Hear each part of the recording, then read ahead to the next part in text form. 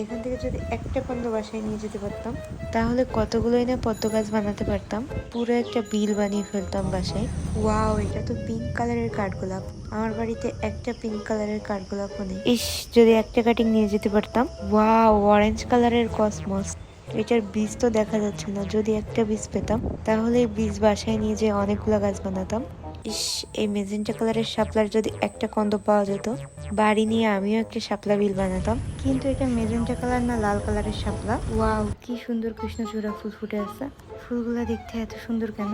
এই ফুল গাছের কি ডাল লাগালে হয়ে যায় না চারা হয়? ভালো কথা, চারা তো বীজ থেকে হয়, সেই বীজগুলা কই আছে? একটা বীজ যদি কোনোভাবে এই গাছ থেকে আমি নিতে পারতাম। ফাইনালি কয়টা ফুল পেয়ে গেলাম। ফুলগুলো কি যে সুন্দর, কি যে কিউট, মাশাআল্লাহ মাশাআল্লাহ, একদম গাঢ় চকচকা লাল, কি যে সুন্দর। গাছটা দেখে মনে হচ্ছে না কোনো একটা ডাল ফাঁকা আছে, প্রত্যেকটা ডালই দেখি লাল। আরে, কৃষ্ণচূড়া গাছের লাইনে দেখি শেষ হচ্ছে না।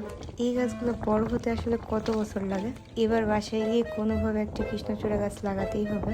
কিন্তু এই গাছ মনে হয় না ছাদে লাগানো যাবে, এটাতে মনে হয় মাটিতেই লাগাতে হবে। ও মা, এই হলুদ কালারের ফুলগুলো আবার কি ফুল? ও আচ্ছা, এটা তো গোল্ডেন শাওয়ার। এটা গুগল করে দেখছিলাম সেদিন। পাশে দেখি সাদার সাথে পিঙ্কের কন্ট্রাস্ট ফুল আছে। গাছগুলো তো মাশাআল্লাহ অনেক বড়।